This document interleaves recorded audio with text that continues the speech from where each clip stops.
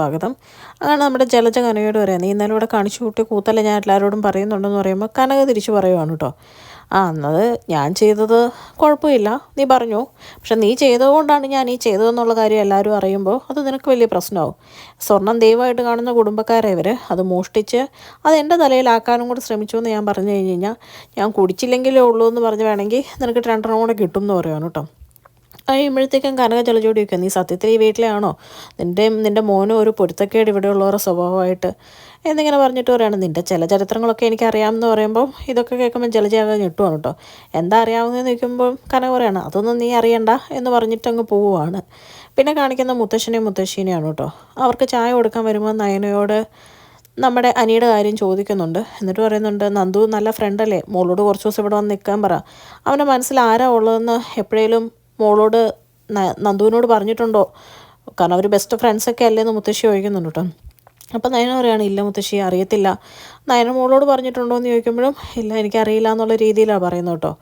അത് കഴിയുമ്പോഴത്തേക്കും പറയുന്നുണ്ട്, അവന് നല്ല മാറ്റമുണ്ട്, അനാമികനെ പയ്യെ സ്വീകരിക്കുന്ന രീതിയിലൊക്കെ തന്നെ ഇപ്പം കല്യാണത്തിന് എതിർപ്പൊന്നുമില്ല, ഞാനും സംസാരിച്ചിട്ടുണ്ട് മുത്തശ്ശ എന്നൊക്കെ നയന പറയുന്നുണ്ട് കേട്ടോ.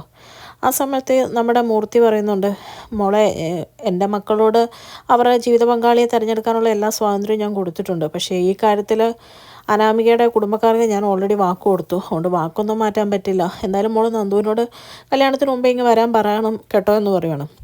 അത് കഴിയുമ്പോഴത്തേക്കും നയന പറയുന്നുണ്ട്, പറയാം. ആ സമയത്ത് മുത്തശ്ശനും മുത്തശ്ശിയും നന്ദുവിൻ്റെ കരാട്ടയുടെ കാര്യവും ഇപ്പം പെൺകുട്ടികളിങ്ങനെ ഓരോന്നൊക്കെ പഠിച്ചിരിക്കുന്നത് നല്ലതെന്നൊക്കെ ഇങ്ങനെ പറയുന്നുണ്ട് കേട്ടോ.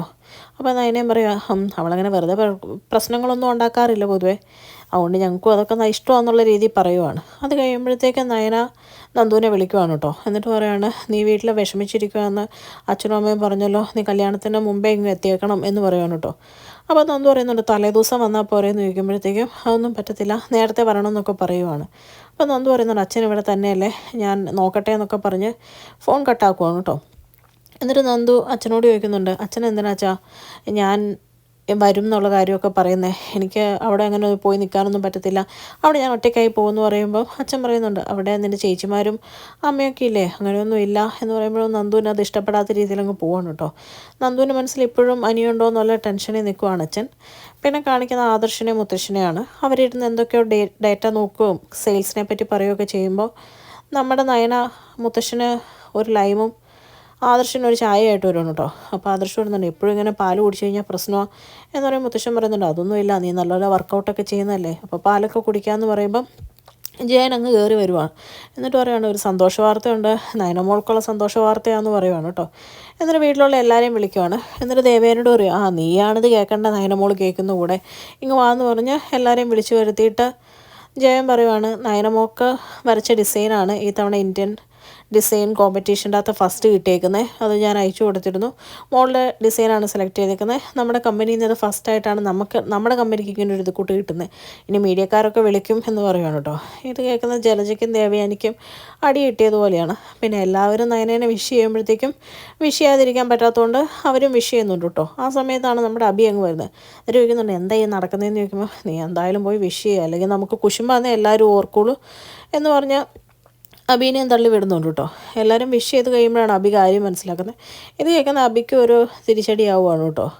അത് കഴിയുമ്പോഴത്തേക്കും മുത്തശ്ശിയും പറയുന്നുണ്ട്, ദേവയാനി ഇനി നീ നിൻ്റെ മരുമോളുടെ പേരിലും കൂടെ അറിയപ്പെടാൻ പോകുന്നത് കൊണ്ട് നയനമോളെ കുറച്ച് കാണണ്ട എന്നൊക്കെ പറയുവാണ് കേട്ടോ. ഇതൊക്കെ കേൾക്കുന്ന ദേവയാനിക്ക് ഇത് തീരെ ഇഷ്ടപ്പെടുന്നില്ല.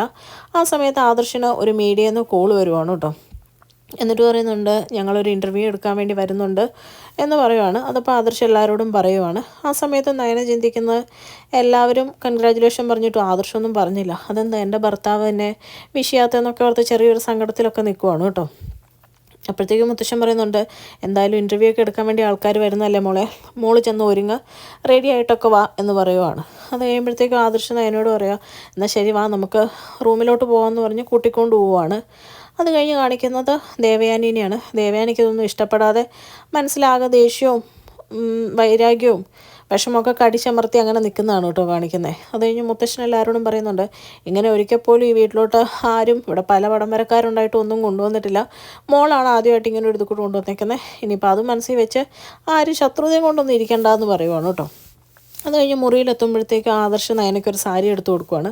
എന്നിട്ട് പറയാം, നീ ഇത് ഉടുത്താൽ മതി എന്ന് പറയുമ്പോൾ നയന ചോദിക്കുന്നുണ്ട്, ഇത്രയും നല്ലതൊക്കെ വേണമെന്ന് ചോദിക്കുമ്പോൾ ആദർശ് പറയുന്നുണ്ട്, എൻ്റെ ബിസിനസ് മീറ്റിങ്ങിന് നീ പറഞ്ഞ ഡ്രസ്സല്ലേ ഞാൻ ഇട്ടത്, അപ്പോൾ പിന്നെ ഞാൻ പറയുന്ന ഡ്രസ്സ് നിനക്ക് ഇടുന്നതിന് എന്താ കുഴപ്പം എന്നിങ്ങനെ ചോദിക്കുവാണ്. അപ്പോഴത്തേക്ക് നയന പറയുകയാണ്, എനിക്ക് സന്തോഷമുള്ളൂ. പിന്നെ ഞാൻ ആദർശേട്ടനോട് ഒരു കാര്യം ചോദിക്കട്ടെ, ആദർശേട്ടന് എനിക്ക് ഇത് കിട്ടിയതിൽ സന്തോഷമൊന്നും ഇല്ലയെന്ന് ചോദിക്കുമ്പോഴത്തേക്കും ആദർശ് പറയാണ്, സന്തോഷം പിന്നെ ഉണ്ടാവാതിരിക്കുമോ, പത്രത്തിലും മീഡിയയിലൊക്കെ ഇനി നയന ആദർശം എന്നായിരിക്കുമല്ലോ വരുന്നത്, ആ കൂടെ എൻ്റെ പേരും കൂടെ വരുമല്ലോ, അപ്പോൾ അതിൻ്റെ ഒരു സന്തോഷം എനിക്കുണ്ടല്ലോ എന്നിങ്ങനെ പറയുവാണ് കേട്ടോ. അത് കേൾക്കുമ്പോൾ നയന ചെറുതായിട്ട് ചിരിക്കുവാണ്. കഴിഞ്ഞ് ആദർശ് അങ്ങ് പോയി കഴിയുമ്പോൾ ആദർശ് എടുത്തു കൊടുത്ത സാരി ഇങ്ങനെ നോക്കി ഇങ്ങനെ തലോടി ഓരോ സ്വപ്നങ്ങളും കണ്ടുകൊണ്ടിരിക്കുന്ന നയനെ കാണിച്ചുകൊണ്ടാണ് കേട്ടോ ഇന്നത്തെ എപ്പിസോഡ് അവസാനിക്കുന്നത്. ചാനൽ ഇഷ്ടപ്പെട്ട് കഴിഞ്ഞാൽ ലൈക്ക് ചെയ്യാനും സബ്സ്ക്രൈബ് ചെയ്യാനും കമൻറ്റ് ചെയ്യാനും മറക്കരുത്. Thank you.